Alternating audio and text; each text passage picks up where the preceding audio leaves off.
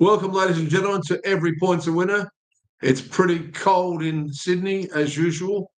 A lot of rain around, and some of the rain ruined some of our games on the weekend again. And if you followed my advice, you would have halved your bet. We finished behind for the weekend, unfortunately. There was so many disallowed tries that went against us and some decisions that went against us as well. I only got about 4 from 8. I think the other boys, Scotty got 5 from 8 and Peter got 6 from 8. But still very difficult to get a perfect round. So many different upsets. But let's go through the 8 games and the stats that will lead us to pointing a finger and seeing where some of the teams were a bit lackluster. Going forward, there's only 4 rounds left, I believe. Which will start with round 24 on Thursday. So let's go through the decisive victory from Melbourne Storm over Broncos down at Amy Park. Well, I really spoke to Scotty and thought this is the lineup. This is the team that can turn the tables on their bad record against Melbourne down there in Melbourne.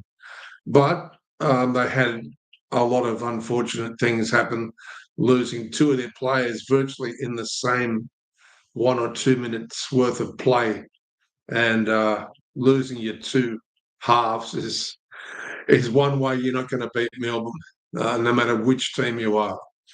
Even if it was Penrith, I think they would have battled to beat Melbourne at that stage. 22 points to 2, so no tries for Broncos, which was really bad for us.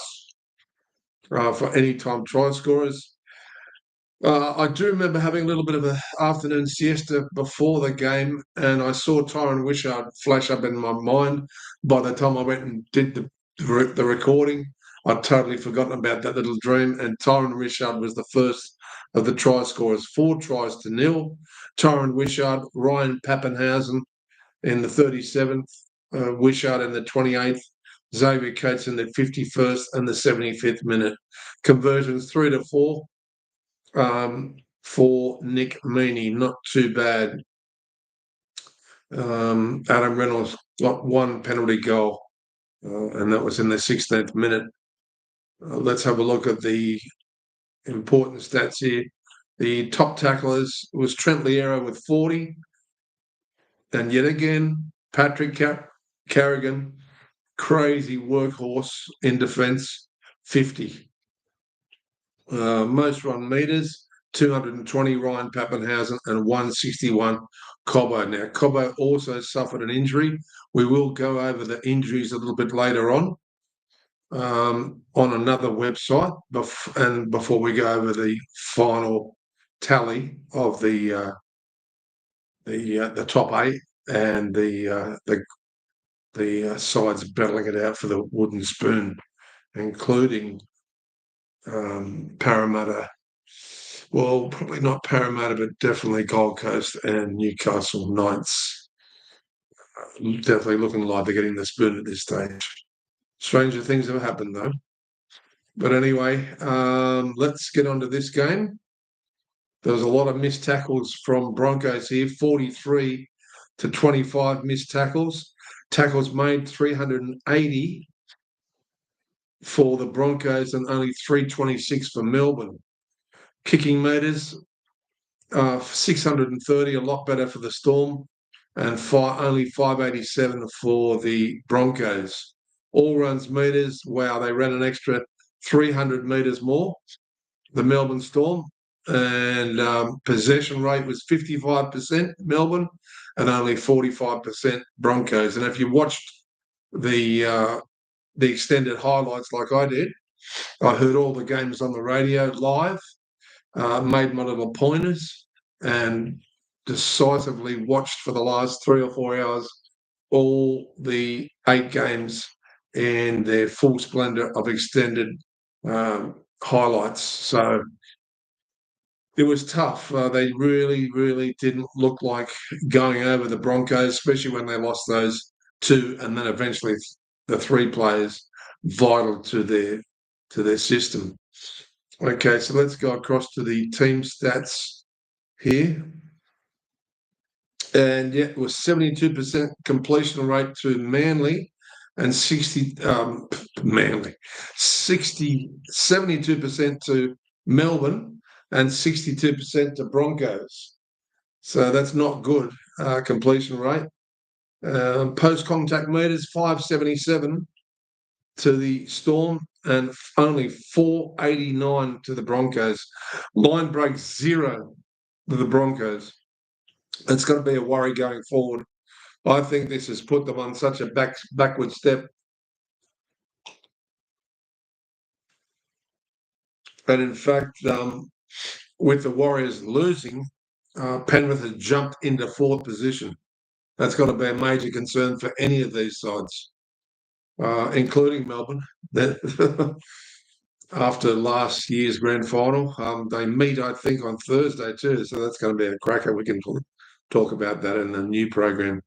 Looking at the tackle breaks here, 43 to Melbourne and only 25 tackle breaks from the Broncos. Kick return meters, another 20 meters more. Receipts fairly even, a little bit higher there for Melbourne. Kick defusal, 64%. Broncos, not bad, and only 50% for the Storm. Effective tackles, 89% effective tackles for the Storm and 86, still fairly high for the Broncos. Missed tackles, 43 to 25, as we already went over. There was 1 intercept to 0. Ineffective tackles, 21 Broncos, 15 Melbourne. Negative plays, 16 negative plays from Broncos. They just had no answer. And 13, when you lose your 2 main distributors, 13 to Melbourne there. So both of the teams used all except only 1 short there by Melbourne, so 7 to 8 on the interchange bench. Pretty decisive victory going forward for Melbourne, which has put pressure on Canberra. They're still 2 points in front of both Melbourne and Canterbury. So it's theirs to lose, the Canberra winning the minor premiership. They got the bye this weekend, so they're sitting pretty up there, I would suggest. It's looking highly likely they'll win the minor premiership unless stranger things have happened. Okay, let's go over to the next match. The next match was just a whitewash. It was Penny Panthers 48, destroying the Knights 12. Knights are basically fielding a 3rd-grade side. They're just bleeding out their coach, if you ask me, but they're also bleeding in some new players for the new season. I'm surprised they haven't made an announcement about Adam yet, the coach.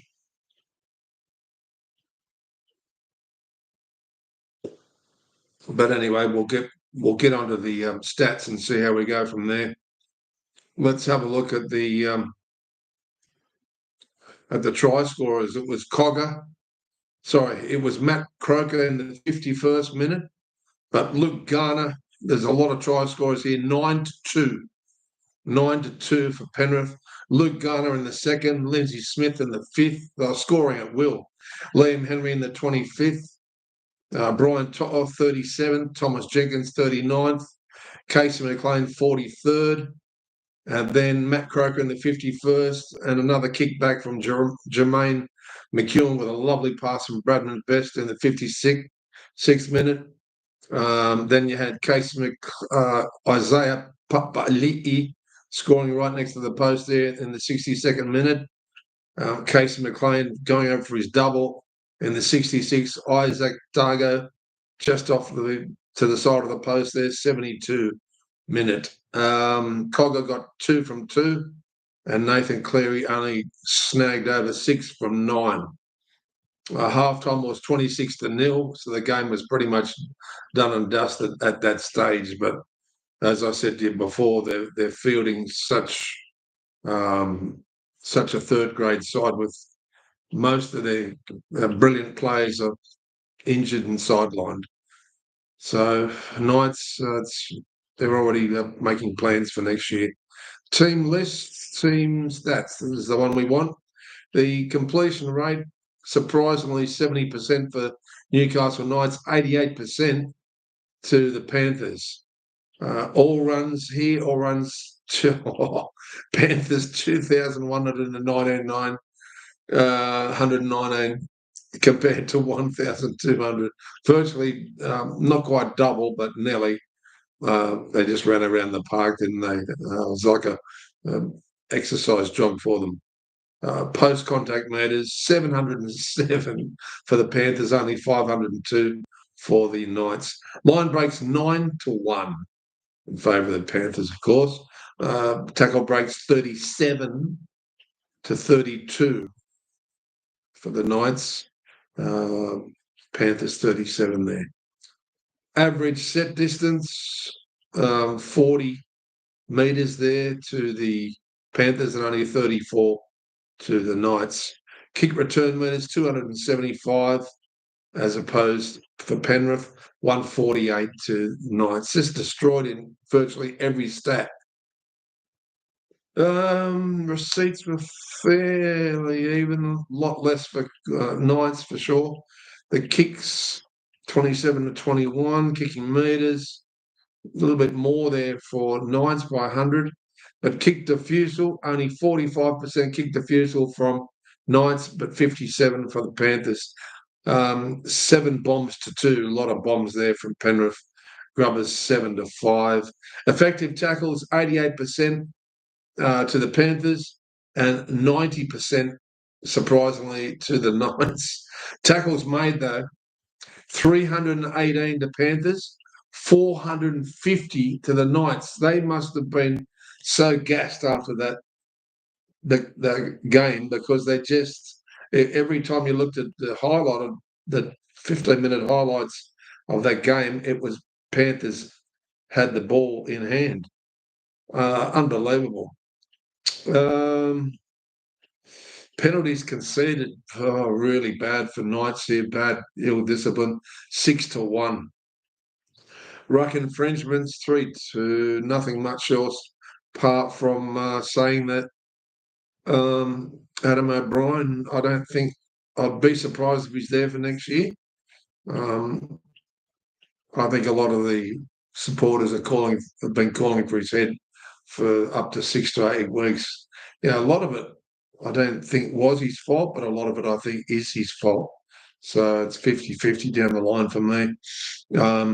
As long as they bring in someone that can inspire these younger players that are being bled like McEwen, who went over, and get some of the other younger, sharpy haircut boys to pick up the bit between their teeth. All right, let's go over to the next game. Just decisive. If you're backing Penrith to win, I think they're into about might be $5 now. They're coming in stiffer and stiffer to win this comp. And I think that was close to 9 or 10 in a row now. So lo and behold, they've moved to 4th and they're coming like a steam train. Next Thursday will be their biggest call out yet. So we'll really see where both the sides, two of the top 4 sides, where they're going to stand going forward. Now, the next game was a very professional effort from the Canberra Raiders, 28-12 over the Sea Eagles. It was a game that the Sea Eagles really needed to win, but down in GIO Stadium on a Friday night is tough going. And they're seasoned warriors, the Raiders. Manly hit the lead at one stage, looking at the highlights there and listening to a fair amount on the radio, listening to the game. Just getting some interference in my headphones here. It was just Raiders, once they took the lead for the second time, that was the end of the penny section. Let's have a look at the try scorers. Ethan Strange, we did fairly well here for the anytime try scorers. Many of our bankers went over, including Ethan Strange, went over 3 times. We also stood out Tom Travojevic, who went over in the 3rd minute. And Tolutaukola has always been one of our standouts here at every point's a winner. So if you didn't collect off that one, I'd be very, very surprised. It was 5 tries to 2. Sebastian Chris went over. He used to be a stalwart here on our anytime try scorer, but when he went off with a few injuries, we backed off him a bit. But he had a big game. He had a massive game. Fogarty had another big game, 4 from 5 conversions, 2 from 2 for Ruben Garrick, but they were just out muscled right across the park. There was one sin binning for Canberra, and none for Manly. Half-time it was 10-6, and then not long after half-time, Manly did hit back and hit the lead. And then once Canberra regained consciousness in the second half, it was all over bar the kitchens, all over bar the shouting. So let's go on to the team stats here. And the completion rate, 82% to Manly and 83% to Canberra. Time of possession, surprisingly, Canberra only 24 minutes and 30 minutes there for Manly. Possession was 55% to Manly, surprisingly, and 45 to Canberra. All runs meters, it was 1,600 for Manly. They did a lot of running around, but didn't put points on the board. 1,387 for Canberra. Post-contact meters, 484 for Manly and 459, a little bit less for the post-contact meters there for Canberra. Line breaks 5-3 in favour of Canberra. Tackle breaks 32 and 32 for Canberra and 33 for Manly. Average set distance 41 metres, so fairly even right across the park here, and 41 for Manly, 37 for Canberra. Kick return metres a lot better there for Manly, 186. At one stage, when they did hit the lead, they gained all that momentum, and but Canberra are just too professional. Let's have a look here. They threw a lot of dummy passes, Canberra, 25-14, and Ethan Strange threw a couple of classics, which ended up in 2 of his 3 tries. Kicks here, a lot more with Dale Cherry Evans, 23-18 for Canberra there. And it was kicking meters 497 and 554. 497 for Manly, 594 for Canberra. Forced dropouts 4 to Manly. Well, there you go. That's another telltale sign.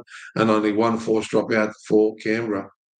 Anything else here? Effective tackles, 88% Manly and 89% Canberra. Missed tackles 32 to Manly and 33 to Canberra. Ineffective tackles 13 to Manly and 10 to Canberra. Negative play errors 8 to Manly and 9 to Canberra. Penalties conceded 6-4, a little bit ill discipline there from Manly. Ruck infringements 2-1 Canberra, and that's all she really wrote. Both sides used 8 interchanges. Just very, very well done. Going forward, Ethan Strange has been so good to us here on every point's a winner, and for our anytime try scorer. So well done, Ethan, and a nice little collect in the Epaw bank there.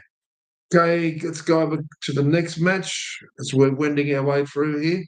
The next match was St George and Cronulla. Oh, this one hurt me. But when I looked at the replay, I really enjoyed the way St George played. They really gave it to Cronulla. Cronulla were very, very, very disappointing. And St George, after defeating the leaders of the competition the week before, that was no fluke if you watch the game.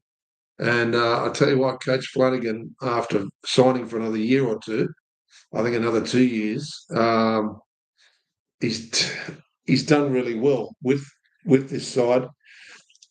If only they had won those maybe 8 games that they should have won, that they didn't.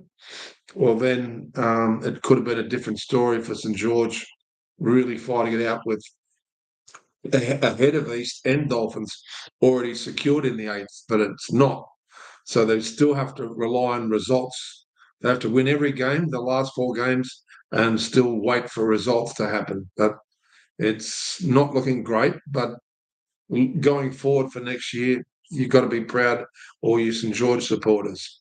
Let's have a look at the try scorers. It was Emre Gula. My God, we've had him many a times stand out before. Tyrell Sloan, he's a odds-on banker. Hayden Buchanan, the young kid, went over in the 36th minute. Clint Gufferson is usually one of our bankers here, 46. Well, I didn't. We did, although we made a few selections here, and we did have Teague Wilton and a few other players. We still would not have collected off this game, owing to Emre Gula, because I switched off him. We had him for 2 weeks in a row, and I switched off him, and I wouldn't have had him here either. It was a pretty good try right next to the post. Braden Hamlin, Ueli. Very hard to catch both these sides for any-time try scorers. You can't rely on one player on either side. They've been really nasty to us anytime try scorers for both St George and Cronulla. Unless it's a good side that I've tipped against these two sides. And we've had anytime try scorers from the opposition. But anyway, Kyle Flanagan had one of his better games, but not a very good at a kicking game. Only 1 from 4 and 2 from 2 from Nicholas Hines. They started off well, Cronulla, but they just faded as the game went on. And St George played like they're already in the top 8. They're fantastic. I think King Tonga's got a big future. I really do. I was very impressed with his speed. He made a great blind break, and which resulted up being a try, but his speed out of the halves there, I'm impressed with him. I'd like to see him with more experience next year. I think St George have got a good year in front of them for 2026. A possession here, we'll just go to the team stats because we can get more of an extensive review here. Completion rate, 63%, Cronulla.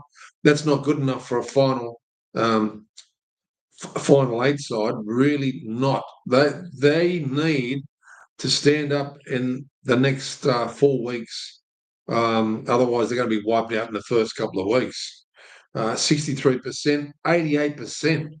Phenomenal completion rate there to St George. The ball handling was excellent. All runs meters, 1,500 St George, 1,574 to Cronulla. Post contact meters, a lot more for St George, an extra 20 odd post contact meters. Line break there, 4-2 to St George. Tackle breaks, 26 to 22.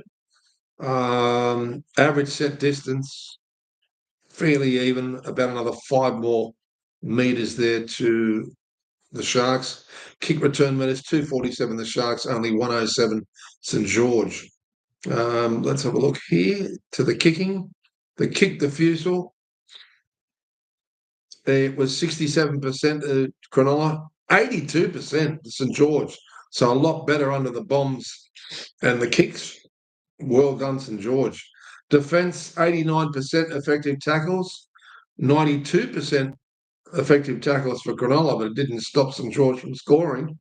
Tackles made, this is the thing that killed Cronulla because of their poor ball handling. Tackles made, 426 as opposed to only 354 to St George. That's virtually an extra 72 tackles they had to do. You work out how many sets of 6 that is. That's gonna gas you. No wonder they look tight at the end. Missed tackles, 26 Cronulla, 22 St George. Effective tackles, 21 ineffective tackles for St George, and only 12 ineffective tackles for Cronulla. Errors is the thing that killed Cronulla. 15 errors as opposed to only 6 to St George. That's the stat that murdered them, because then they had to do an extra 72 tackles. Looking forward here, there was 2 head injury assessments, so there may be a few guys missing from the next week's game. Going forward, as I said, St George, they needed to capitalise on that win and continue to win, as we said last week. Although I tipped Cronulla, I was really disappointed in them, and I won't be tipping Cronulla in any of their other matches unless, even if they're up against a weak side, I have no confidence in them. Maybe next week they're back at Shark Park, but yet they can't just rely on winning at Shark Park. That was a game they had to come to Jubilee and win to say we're serious this year. There's something that's missing in that side. It's inconsistency, but there's something that is sadly lacking when you're going to talk about the top 4 sides um, in Penrith, Canberra, Canterbury, and Melbourne. They're not going to be able to beat them. Not the way they turned up against St George. It was most disconcerting. The coach has really got to do something about their whatever's missing. I don't know what it is. Maybe you can tell me in the comments. Okay, next game was a thrashing. It was Roosters 64 over the Dolphins 12. Now we do know the Dolphins were laden down with a lot of injuries over the last over the season. So many bad injuries. At least Cody Nikorima came back, but the jet game against the Roosters have got enough star players, including Tedesco, to make you look silly, and that's what happened. Let's have a look at the try scorers here. Mark Nawaqanita went over 3 times. 2 of those tries were amazing. They're like the old AFL tries. Billy Smith, this was the one we did collect off as well. Billy Smith did well for us in the 18th minute. Victor Radley in the 27th. Hugo Savala, 34th. We had him a week prior. We left him out this time, but we did have James Tedesco. He went over twice in the 43rd and the 47th minute. Then Nawazi with his 3rd and 59, and Tupou for the last 2 tries in the 67 and the 71st minute. Tavita Nafahu went over for the Dolphins there in the 11th and the 78th. We did not have him, and he was pretty short in the market in any case. Timone Osago got 2 from 2. And the thing that I noticed in the last 2 weeks, why East have gone from a fairly reasonably good side to going upwards in a fast way, is because of Sam Walker's return. His kicking game was sensational. He just missed getting 11 from 11 conversions. His kicking game was outstanding and resulted in so many tries. So he was my player of the round, Sam Walker. Fantastic. There was those 2 sin biddings with Francis Moller, Tawa. There was a bit of spite going on. They wanted to get into Leniu, and Leniu was going shh after he scored. It was a fairly good try. But the legs on Leniu, don't want to have them. I don't even want to be putting my head on the side to try and bring him down at full speed. Good luck. Nafahu White was also the sin bidder there as well. Let's go over to the team stats, and I'm sure it's going to read pretty bad for the Dolphins here. Time of possession, 55% to the Roosters, 45% to Dolphins. Time of possession, an extra 5 minutes there with 26 minutes total for the Roosters, over 21 for Dolphins. Completion rate, 69% for the Dolphins, 82% completion rate for the Roosters. It was near a faultless game for the Roosters, just visually. All runs meters, they ran an extra 500 meters, the Roosters, and ran rings around the Dolphins. Post contact meters 620 as Roosters over 394 Dolphins. Line breaks 10-2 in favour of the Roosters. It's amazing. Big stats here against the Dolphins. Coach Wolfie needs to look at this. Can he salvage Dolphins going forward?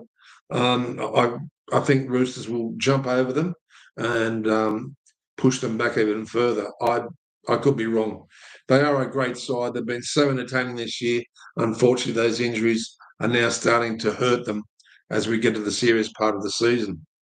Average set distance here, 43 metres to the Roosters, 37 to the Dolphins. 42 tackle breaks, wow, to the Roosters and only 21 to the Dolphins.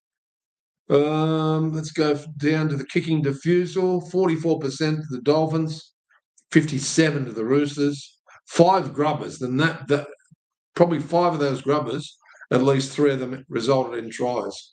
5 grubbers to 2 for East, and 4 bombs each. Tackles made, 312 Dolphins, only 365 for the Roosters. Yeah, they were fully energised by the end of the game, 90% versus 84.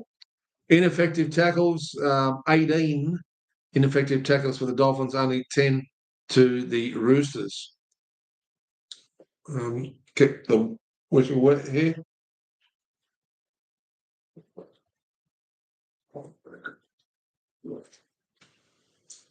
Keep your hot fluids up like I am in winter. Errors here, 13 from negative plays to the Dolphins, 9 negative plays to the Roosters. Penalties conceded, 6 each. That's all she really wrote. Going forward, I think Roosters will secure 8th position. They might do it within the next 3 games. There's only 4 games left, but they've got to keep on winning, of course. But Dolphins, we need to honestly see who they're playing over the next couple of weeks. Don't know whether they've got it in them, but they've done so well winning games that a lot of other sides couldn't have won. They can score from anywhere in the on the field. Let's go forward to the next match. It was as you can see, the colour blue and white in the background in celebration of the comeback from the Bulldogs, 32-14 over the Warriors. They never looked like losing this game at Epaw Stadium, and it was in the wet, so it was against what's been happening to the Dogs. It's like they went out there and put the hoses on and learned how to play in the rain. It was a really, really decisive victory. Let's have a look at the try scorers. Now, this killed me because we've had Steve Crichton over the last 3 weeks as one of our bangers or our third legger. And he went over in the 49th minute. And the other one that killed us the most was Viliami Kikau. I think he was disallowed 2 tries over the last 4 or 5 weeks, and we had him for the last 4 weeks. Let him go on the weekend. I was distraught. Even though I was cheering on Bulldogs, I was so distraught with those 2 of our usual standouts. I just had enough of them, and I turned off them, and bang, slap in the face, cop that. Unbelievable. Samuel Healy, I wouldn't have had him, but we did have Roger Tuivasa-Sheck, but we got whacked here. Steve Crichton's conversions were fairly good, 3 from 5 in those conditions. Adam Pompey, 2 from 2. We'll go over and have a look at the team stats, is the one we're looking for. Possession, 56% to the Dogs, 44% to Warriors.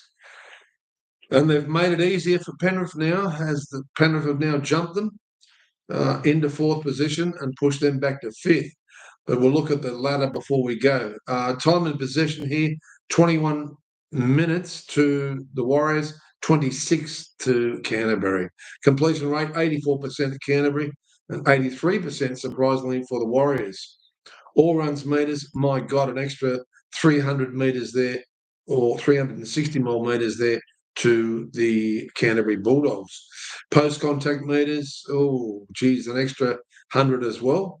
Bulldogs compared to Warriors. Line breaks 6-0.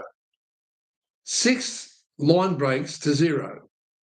That's a shocking stat for the New Zealand coach and the Warriors going forward. Just lost my headphones here. Get them back online again. Line breaks here. We've already went over that. Tackle breaks, 44 for the Bulldogs and 14 for the Warriors. Oh, my God, an extra 30 tackle breaks. It's a wonder it wasn't 50, honestly, that score. Average set distance was very similar. Kicking defusal. Well, there was a beautiful 40-20 in there. If anyone saw Matt Burton's 40-20, it was like a 15-50. It was a phenomenal 40-20. Congratulations, Matt Burton. That can be a game changer in the semi-final. It could win you a grand final as well, all things being equal. Kick defusal here, 73% to the Bulldogs. They were great under the kick, and only 62% there to the Warriors. We already went over the 40-20. Effective tackles, 85% Warriors, 94% Bulldogs. Missed tackles, this is most disconcerting for the New Zealand or Warriors coach, 44 missed tackles as opposed to 14 for Canterbury. Intercepts 1-0, and one of those intercepts resulted in Tuivasa Sheikh's try. Ineffective tackles 9-5 to the Warriors there. Negative play 8 each, the errors. Penalties conceded 8-7 Dogs. And that's all she wrote. Dogs going forward, we still want to see them come up against a top line side. I think that may happen over the next couple of weeks. So we're really going to see what the Dogs are made of. And that could even be this week or the week after, the next 2 weeks after that. They haven't got an easy run home, but that should solidify them for the playoffs. And all those sides that are going to meet each other over the next couple of weeks. We've got some cracking rounds to come. Okay, next game. Very well done there to the Bulldogs. The last 2 games we're going over. Tigers, of course, had the bye. This game destroyed me as well. Goodness gracious. Our main banker, Jaden Campbell, went over the try line. He tried to improve. As he's tried to improve the try, who comes along? His Aboriginal brother, bang, cop that. Latrell Mitchell, phenomenal. Just put the ball down. You're across the line, mate. Your kicking's all right. Even if he put it down when he went across the line, he was only 5 metres out from the right-hand post. Oh, that crushed us. What a way to start. It was in the first couple of minutes. Disallowed tries. So, geez, we had some bad luck on the weekend. I'm still recovering from it, really, because 2 of our tips would have, had they gone our way, had the decisions gone our way, would have ended up me getting the 6 points on the tipping competition and the other boys only getting 5 and 4. So anyway, it is what it is, though. This is what tries us. There's 4 rounds left, so Scotty's a nice little buffer in front of him now. He's only just got to get 75% of his tipping right, and he should get across the line for his possibly 3rd trophy. Anyway, let's go forward now. If one of us, Connors has made a big bid. He's coming from the rear of the field. He's only 2 behind me now. So, and we're both Connors is 6 off Scotty, and I'm 4 off Scotty. So it's his to lose, but we might be able to get a perfect round and get those 2 extra bonus points, according to Peter Connors. Okay, now the stat here. It was Jalen de Groot went over. It was 3 tries each. Alex Johnson went over 2 times, and we did get a collect with that one, but only a small collect. I made him go for 2 tries, and he went over in the 2nd minute and the 59th minute. Bo Fermor was the one that killed me. We did stand out Sam Verrills, as you know, in our tips, so that was a nice little collect for us at 4-1 there. Alex Johnson, Bailey Bentley Harper went over as well. I think one of his tries was disallowed. Let's have a look here. That's right, and he started kicking the goals. He got 2 penalty goals for South, which ended up putting them 2 points in front. And then there was a disallowed try with a a really stupid play from one of the boys. We'll get back to that game in a minute. Team stats here. Possession 49% to South, 51% to the Titans. Let's have a look here. Completion rate 78% to the Titans, 81% to South. All runs meters here 1,749 to the Gold Coast and only 1,427 for South. Post contact meters 418 for the Rabbits, 533 for Titans. I thought they nearly should have won this match. Line breaks 6-4.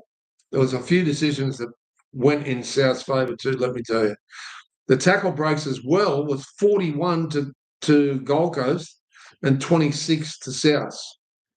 The average set distance, 47 metres to Titans. Really, the stats are showing the Titans should have won this match, and only 37 to South. Kick return metres, 290 to Titans and only 125 to South. I don't know. I can't. I'm still getting over this match. Let's go to kick defusal. 60% here, kick defusal for the Titans, which is not good. That might have really turned against them there, letting the ball bounce and what have you. And 83%, a lot better for South. Defence, tackles made, South 316, and a lot more for Titans 330. And it was 91%, surprisingly, for effective tackles there for the Titans. Missed tackles, however, 41 to South and only 26 missed tackles from Gold Coast. Ineffective tackles, South 25 and only 7 ineffective tackles from Gold Coast. If you looked at this, you didn't know what the results were.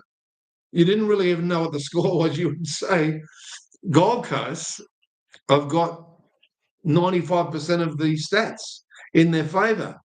How they lost it, no one will know. Will it come down to that poor decision from Campbell, Jaden Campbell, from not putting the ball down as soon as he went over the line? It may come back to that.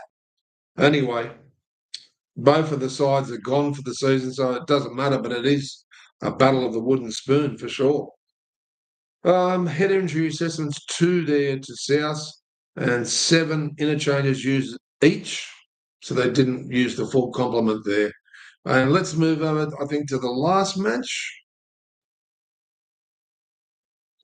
And this was the one that killed us. This was a field goal decision in it, 19-18, with a disallowed try just before full time, which destroyed my heart. I really, really was upset, and we needed the Cowboys on the tipping competition to beat Parramatta. But anyway, it is what it is. Let's have a look at the try scorers here. Josh Adokar, we had Purdue as one of our bankers. He went over twice in the 13th minute and the 53rd minute. Josh Adokar went over twice, 27th and the 32nd minute. Will Penasini is usually one of our anytime try scorers, but he hasn't been back for that long from his injury, and he went over in the 43rd minute. You can't have them all. You've got to have your 2 main bankers, your 2 main try scorers, and then 4 or 5 after that. But you can't put them all. There's 13 players per side plus interchanges. It's hard enough getting 1 or 2 try scorers, let alone, and that's why we mainly have doubles here with anytime try scorers, because trebles and quadrillas are very, very difficult to get and just impossible when you've got so many odds against you. Anyway, let's go across to the team stats here before we wrap it up and have a look at the ladder. The completion rate here, 95% to the Cowboys and 81% to the Parramatta Eels.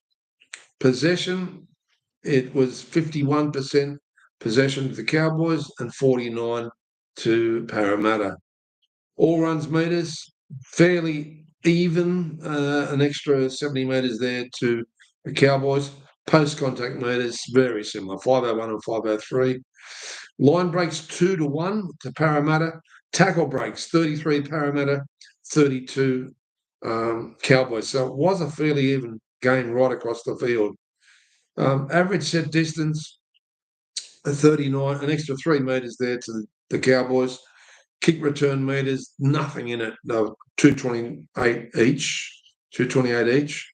And then going down to the kick diffusal, 59% kick diffusal for the Parramatta and 54 for Cowboys. Defence, 90% effective tackles to Parramatta.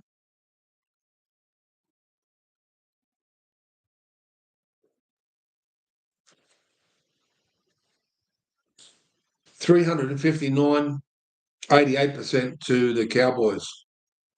Missed tackles, 32% to Parramatta, 33%. Fairly even, these stats. 33 to the Cowboys. Intercepts 1-0 to the Cowboys. Ineffective tackles. Here's a little bit of disappointing for Coach Payton. 15 ineffective tackles for Cowboys and only 8 for Para. Errors from negative play, only 5 from the Cowboys, 11 from Parramatta. They did try and throw the ball around a lot. Penalties conceded, 9-7. And of course, the disallowed try with Jeremiah Nanai pushing Moses over. Moses has been known to run into other players. I'm not saying it's bad sportsmanship, but Nanai can do some real goofy things sometimes, and it's nothing against him personally, but that was so silly. He should have sidestepped Moses, and then that try would have been allowed. But as it was just too deliberate. And as I said, Moses has milked those penalties before. So you make it out what you thought.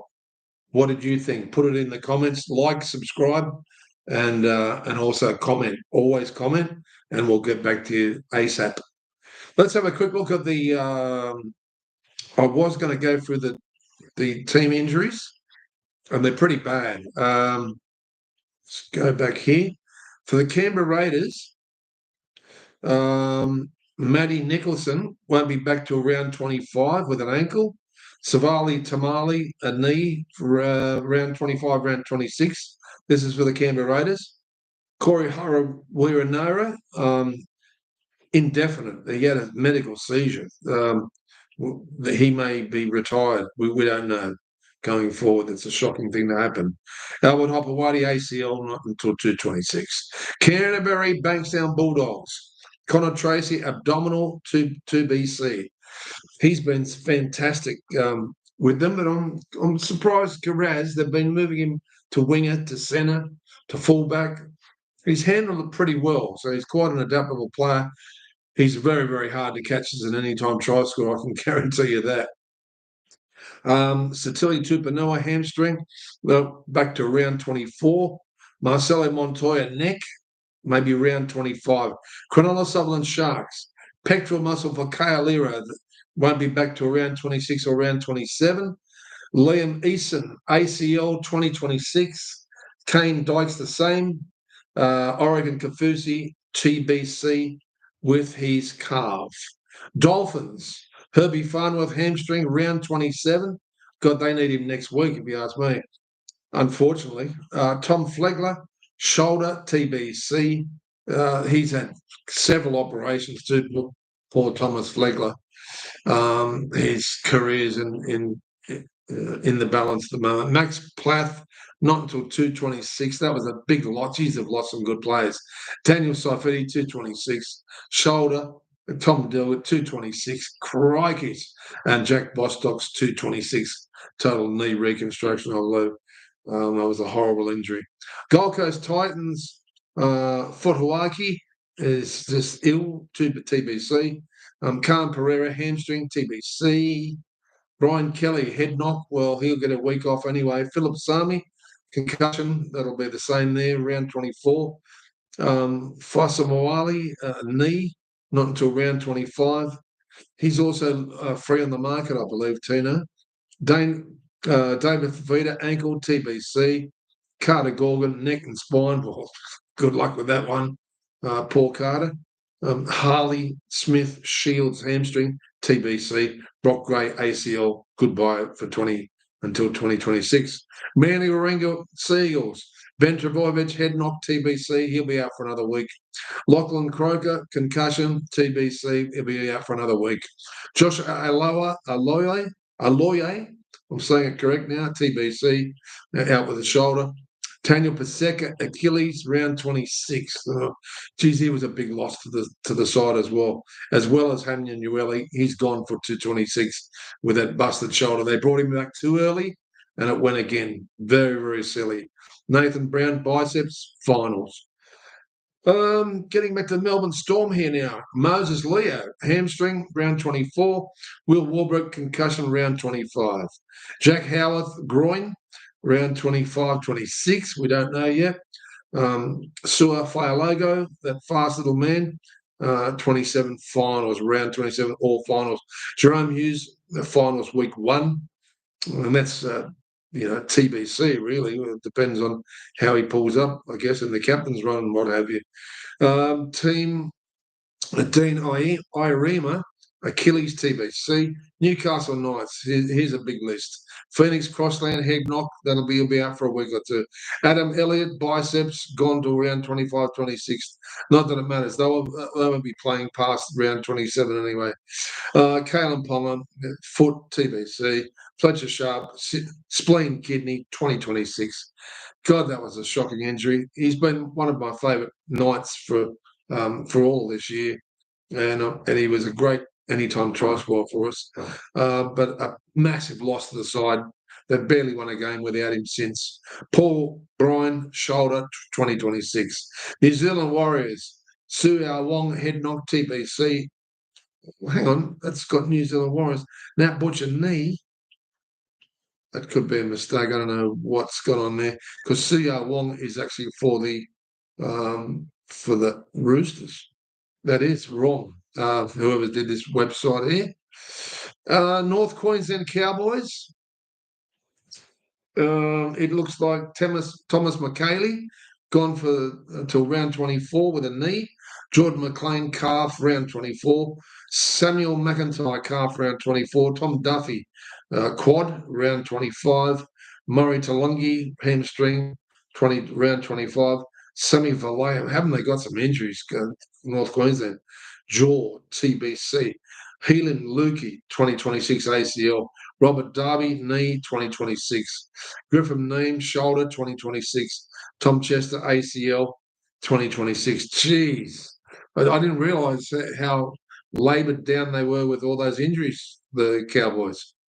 Parramatta Eels, Isaiah Oyongi, hand, round 25 to 26. Sean Russell, hand, 27. Samuel Tuivasa, knee, gone for the year. Katoni Katoga, Cinders Moses, gone for the year. Arthur Miller-Stephen, gone for the year, ACL. Penrith Panthers, Isaiah Yeo, shoulder, TBC. Luron Pataya, big man, collarbone, TBC. South Sydney Rabbitohs, Brandon Smith, knee, round 23. Well, this is a little bit not updated. Because he had a run on the weekend.